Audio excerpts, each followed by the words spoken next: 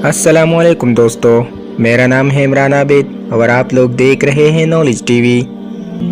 आज हम इंसानों को ऐसा लगता है कि हम दुनिया और कायनात की हर पहेली को जान चुके हैं, और ऐसा सोचना बिला वजह नहीं है, क्योंकि आज हम black holes, warm holes, dark matter, gravity और इवन कायनात के आगाज से अब तक मौजूद जानदारों की हिस्ट्री तक आज साइंसदानों ने एक्सप्लेन कर दी है, जिसके बारे में सोचकर ही हमें हैरानी होती है। लेकिन यकीनन आपने भी रियल लाइफ के अंदर ऐसे सिंपल सवालों के बारे में सोचा होगा जो कि देखने में तो बहुत सिंपल लगते हैं, लेकिन हकीकत के अंदर ये इतने कॉम्प्लिकेटेड है कि आज तक हमारी मॉडर्न साइंस के पास भी इसका कोई जवाब नहीं है और ना ही कोई एक्सप्लेनेशन। इसीलिए इन सवालों के जवाब ये कहकर टाल दिया जाता है कि हमें नहीं पता, ये कोई नेचुरल प्रोसेस है या फिर शायद फ्यूचर के अंदर हम इतने एडवांस हो जाए कि इनके जवाब ढूंढ सके। दोस्तों, साइंस इस कदर तरक्की कर चुकी है कि ज़मीन की गहराइयों से लेकर कायनात की वसअतों तक तजर्बात और मुशाहिदात कर रहे हैं। ये बात 100% दुरुस्त है कि इंसान ने पिछले 100 साल में जितनी तरक्की की है इससे पहले कभी नहीं की थी, लेकिन इसके बावजूद भी इंसान ज़िंदगी और कायनात में छुपे राज़ों के हवाले से ऐसे सवालात मौजूद है जिनका आज तक साइंटिस्ट के पास जवाब मौजूद नहीं है, और ना ही कोई साइंटिफिक एक्सप्लेनेशन और ना ही इनकी दी गई थ्योरीज़ को अक्ल तस्लीम करती है, क्योंकि इनको तजर्बात से साबित करना मुमकिन ही नहीं है। इनमें ज़्यादातर सवालात ऐसे हैं जो ये साबित करते हैं कि इंसानी ज़िंदगी का वजूद महज एक हादसा नहीं है, इनको पैदा करने वाली ज़ात और तरतीब शुदा इतनी बड़ी कायनात में जिसमें हम रह रहे हैं, ये महज इत्तेफाक नहीं हो सकता, बल्कि ये कायनात इस बड़ी ज़ात यानी अल्लाह ताला ने बनाई है, जो अपनी मौजूदगी का एहसास इन निशानियों के ज़रिए दिलाता है। आज के इस वीडियो में हम ऐसे ही कुछ सवालात के बारे में जानेंगे जिनका साइंस के पास कोई जवाब मौजूद नहीं है।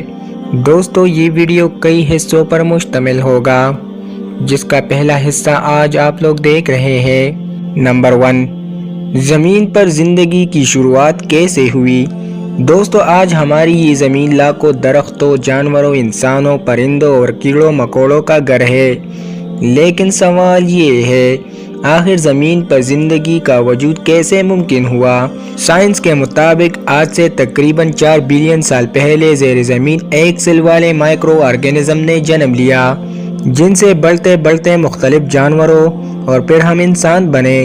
लेकिन इस थ्योरी के अंदर सबसे अहम सवाल का जवाब मिसिंग है, वो ये कि इससे पहले जानदार का DNA कहाँ से वजूद में आया जिसने तमाम जानदारों को ज़िंदगी दी।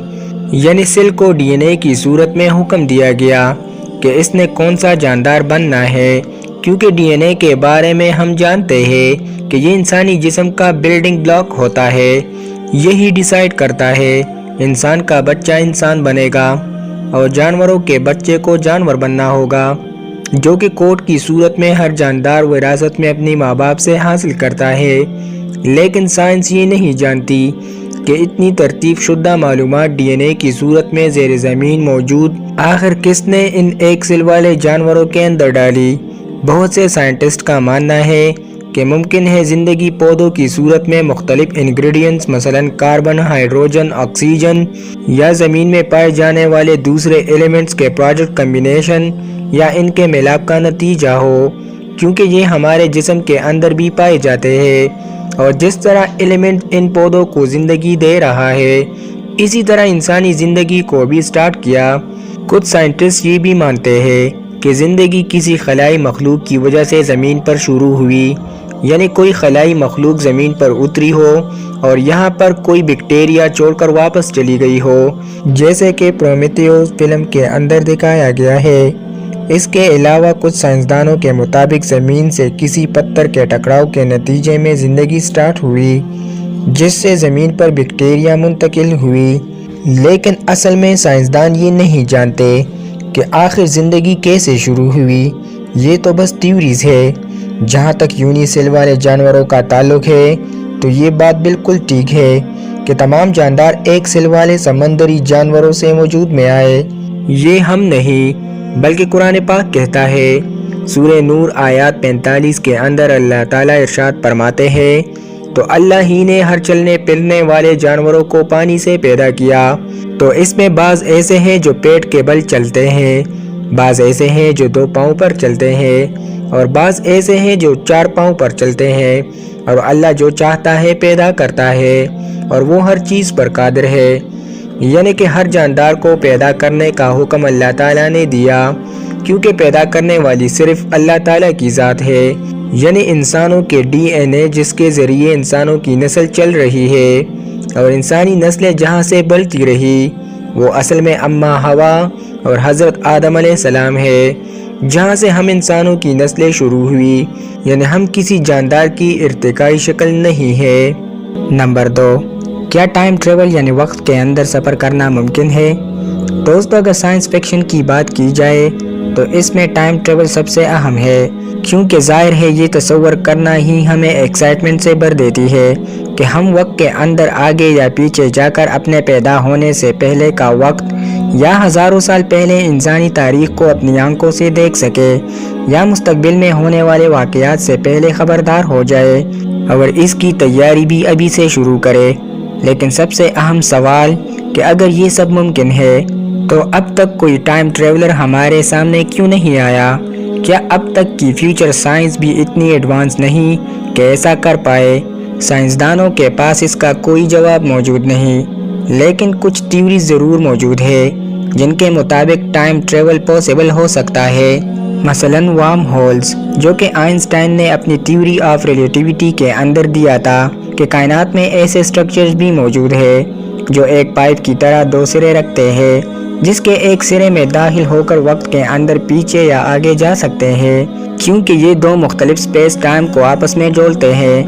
لیکن آج تک کوئی وارم ہول ڈسکور نہیں ہو سکا کہ اس بات کو ثابت کر سکے، یا اگر ہم سپیڈ آف لائٹ حاصل کر لے تو بھی ہمارے لیے وقت رک جائے گا، لیکن باقی دنیا کے لیے وقت اسی طرح سے چلتا رہے گا۔ یا پھر بلیک ہول کے اندر سفر کر کے بھی وقت کے اندر سفر کیا جا سکتا ہے، لیکن کوئی اسے ثابت کرنے کے لیے رسک نہیں لے سکتا۔ رسک لینا تو دور کی بات، وہاں تک پہنچ بھی نہیں سکتا۔ لیکن اگر مان لیا جائے کہ وقت کے اندر سفر کرنا ممکن ہے، تو پھر کوئی بھی انسان اپنی ماضی کے اندر سفر کر کے اپنی تقدیر بدل سکتا ہے۔ یعنی وہ ماضی کے اندر سفر کر کے کسی طریقے سے اپنے ماں باپ کو نہ ملا دے، یا خود کو ہی پیدا ہونے نہ دے، یا خود کو پیدا ہونے کے بعد مار دے۔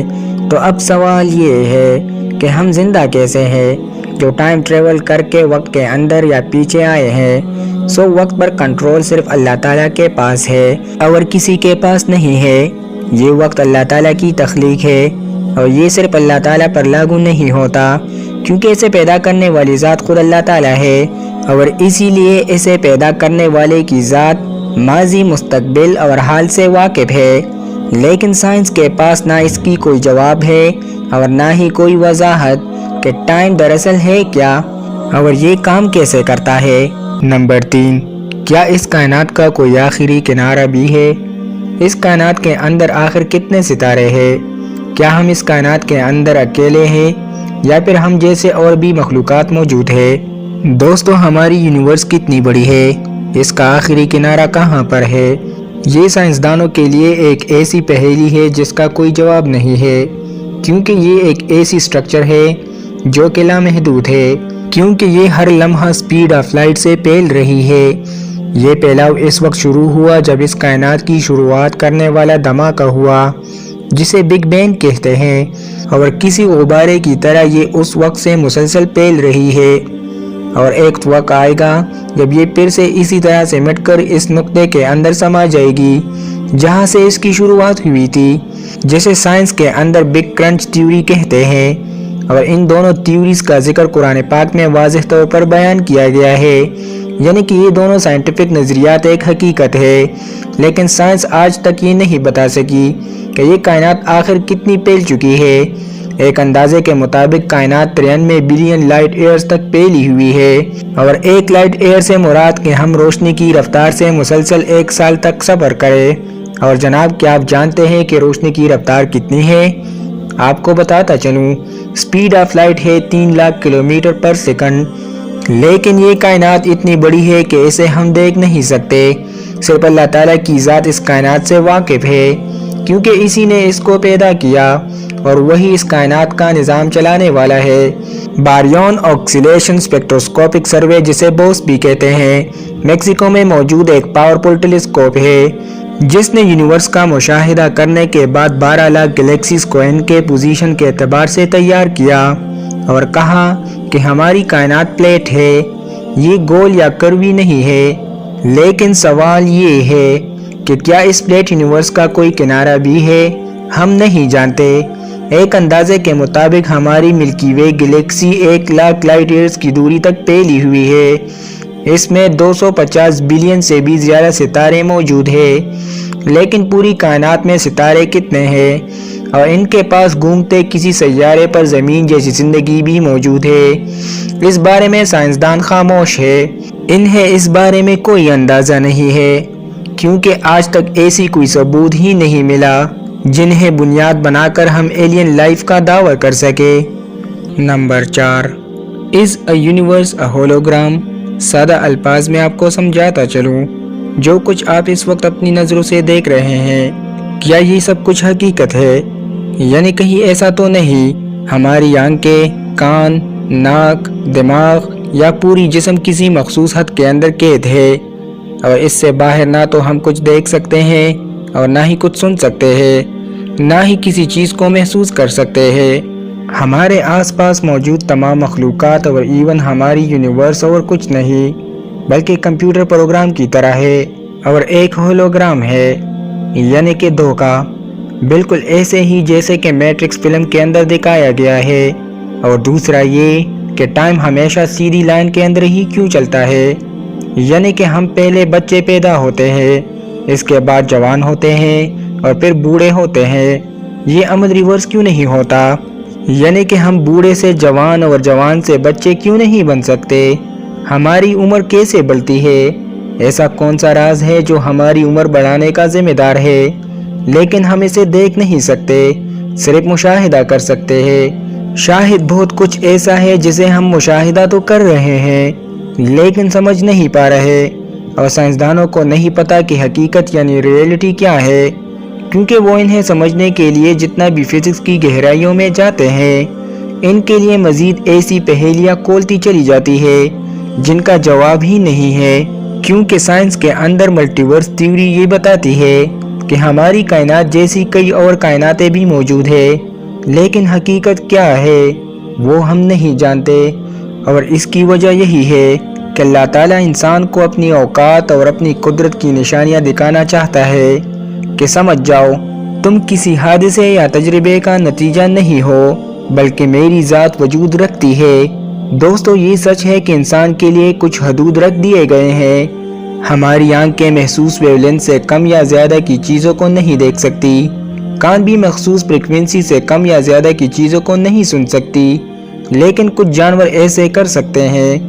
اس کے علاوہ جنات بھی ہمارے ساتھ اسی دنیا میں موجود ہے، لیکن ہم اسے دیکھ نہیں سکتے، بالکل ایسا ہی جیسے کہ ہمارے ہاتھ میں موجود موبائل فون جو کہ الیکٹرو میگنیٹک ویوز استعمال کرتا ہے، بلوٹوتھ ہو، micro waves, X rays, gravity, time, یہ سب کچھ ہماری اسی دنیا کے اندر موجود ہے لیکن ہمیں نظر نہیں آتا، اسی لیے کہ کسی کے پاس اس کا کوئی جواب ہی نہیں ہے کہ کیا یہ دنیا سب کچھ وہی ہے جو کہ نظر آ رہی ہے یا پھر حقیقت کچھ اور ہے۔ اللہ بہتر جاننے والا ہے۔ نمبر 5، زمین پر جانوروں کی کتنے نسلیں موجود ہیں؟ کیا آپ جانتے ہیں اب تک تقریباً جانوروں اور پودوں کی کل 15 لاکھ کے قریب سپیشیز کے بارے میں ہم انسان جانتے ہیں، جو کہ ٹوٹل کی صرف 15% ہے۔ ایک اندازے کے مطابق یہ 1 کروڑ سے بھی زیادہ ہو سکتی ہے، جن میں سے 20 لاکھ تو صرف جانوروں کی قسمیں ہیں۔ ان میں زیادہ تر سمندروں میں موجود ہے اور سمندروں کے بارے میں تو ہم صرف 5% ہی جانتے ہیں۔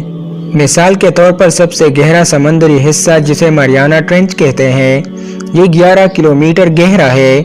یہاں پہلی بار سائنسدانوں کو ایسی 71 پودوں اور سمندری جانوروں کی سپیشیز دیکھنے کو ملی جن کے بارے میں پہلے ہمیں پتہ نہیں تھا، مثلاً سنیل فش جو کہ سمندر کے اندر اس قدر پریشر کے باوجود بھی زندہ رہ سکتی ہے، کہ اس پر 1600 ہاتھیوں کو کھڑا کر دیا جائے، لیکن دنیا بھر کے اندر اس کی اصل تعداد کتنی ہے اس کا سائنسدانوں کو کوئی اندازہ نہیں ہے، کیونکہ ہر 24 گھنٹوں کے اندر 1500 سے 2000 اسپیشیز زمین سے ناپید ہوتی ہے اور ساتھ ساتھ نیو اسپیشیز بھی ڈسکور ہو رہی ہے۔ اس لیے ان کا حساب کتاب رکھنا اور انہیں ڈسکور کرنا دونوں ہی ناممکن کام ہے۔ نمبر 6، ہم سوتے کیوں ہیں؟ ہم خواب کیوں دیکھتے ہیں؟ دوستو، نیند ایک قدرتی عمل ہے جسے انسان پیدا ہونے سے لے کر مرنے تک پورا کرتا ہے۔ اگر ایک شخص روزانہ 8 گھنٹے نیند پوری کرتا ہے تو اس کا مطلب یہ ہے کہ وہ اپنی زندگی کا تیسرا حصہ سو کر گزارتا ہے۔ لیکن سوال یہ ہے کہ آخر ہم سوتے کیوں ہیں؟ اب تک تجربات سے سائنسدانوں کو صرف یہ پتہ چلا ہے کہ نیند کا ایک محسوس حصہ جسے ڈیپ سلیپ کہتے ہیں، اس وقت جب ہم خواب دیکھتے ہیں تو دماغ کے اندر عجیب کیمیکل بدلاؤ آنے لگتے ہیں اور ہماری آنکھیں تیزی سے حرکت کرنے لگتی ہے جسے ریپڈ آئی موومنٹ بھی کہتے ہیں۔ لیکن نیند کے دوران ہمارا دماغ ایسی ہی ایکٹیو ہوتا ہے جیسے جاگتے ہوئے۔ تو پھر سوال یہ ہے کہ نیند کا مقصد کیا ہے اور خواب کیا ہے، اور یہ خواب آتے کیوں ہیں؟ کیا ان کا کوئی مطلب بھی ہوتا ہے؟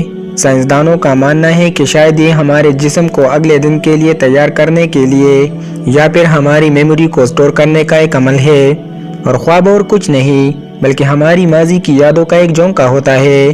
اس سے زیادہ سائنسدان آج بھی نہیں جانتے اور یہ ان کے لیے آج بھی ایک پہیلی ہے، جبکہ قرآن پاک کہتا ہے کہ روح اللہ تعالیٰ کا حکم ہے، اور جب انسان نیند کے اندر ہوتا ہے تو اللہ تعالیٰ اس کی روح قبض کر لیتا ہے تاکہ انسانوں کو یہ بتائے کہ کیسے وہ ان کو مرنے کے بعد دوبارہ زندہ پر قادر ہے۔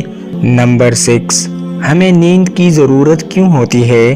اس کا جواب یہ ہرگز نہیں ہے کہ ہمیں نیند آتی ہے تو ہم اس لیے سوتے ہیں، بلکہ سوچنے والی بات تو یہ ہے کہ ہمارا دماغ اس کمپیوٹر کی سرکٹ کی طرح ہے کہ ہر وقت ہمارے جسم کو کنٹرول کرتا ہے، اسے سگنل بھیج کر ہماری پوری باڈی کو کام کرنے کے لیے تیار کرتا ہے۔ لیکن جب کمپیوٹر کو کسی بریک یا نیند کی ضرورت نہیں ہوتی تو ہمارے دماغ کو کیوں ہے؟ کیوں نیند نہ پوری ہونے سے ہمارے جسم کو نقصان ہوتا ہے؟ انسانوں کی طرح سب جانور بھی سوتے ہیں، لیکن ان کا دورانیہ مختلف ہے۔ لیکن اگر وہ بھی نیند پوری نہ کرے تو ان کا دماغ ایکٹیو ہو کر کام نہیں کرے گا اور آخر میں ان کی موت بھی واقع ہو سکتی ہے۔ لیکن سائنس کے پاس آج تک اس کا کوئی جواب نہیں ہے کہ آخر انسان سوتے ہی کیوں ہے۔ انہیں بس اتنا اندازہ ہے کہ نیند ہمارے جسم کو اگلے دن کے لیے تیار کرتا ہے، اور ہاں، ہماری عمر کے ساتھ ساتھ بڑھنے والے سیلز کی گروتھ کا یا ان کے ٹوٹ پھوٹ کا تعلق بھی نیند کے ساتھ ہی ہوتا ہے، کیونکہ اسی دوران ہی سیلز بنتے ہیں اور ٹوٹتے ہیں۔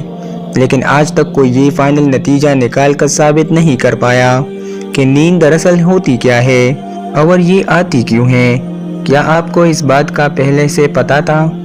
نمبر 7، کچھ لوگ لیفٹ ہینڈڈ اور کچھ لوگ رائٹ ہینڈڈ کیوں ہوتے ہیں؟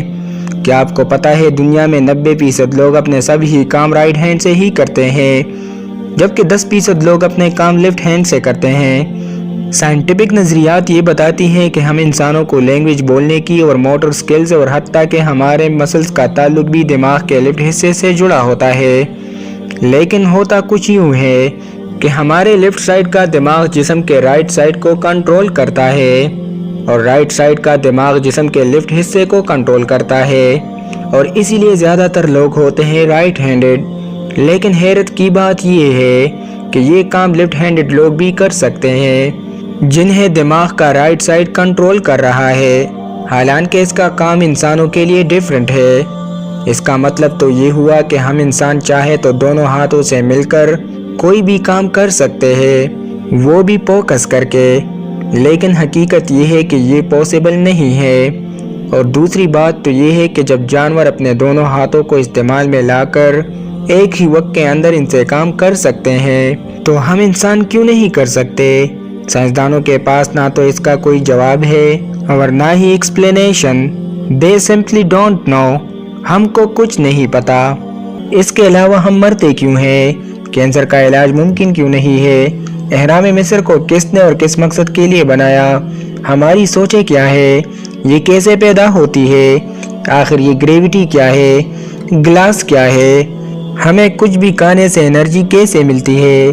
क्या हम हमेशा जिंदा रह सकते हैं? ये सब ऐसे सवाल हैं जिनका साइंसदानों के पास अब तक कोई जवाब नहीं है, और इन तमाम सवालों के जवाबात इस वीडियो के अंदर देना मुमकिन नहीं है। दोस्तों, आपका इस बारे में क्या ख्याल है? आई होप कि आपको ये वीडियो पसंद आई होगी। वीडियो को लाइक, शेयर और चैनल को ज़रूर सब्सक्राइब कीजिएगा। अल्लाह हाफिज़।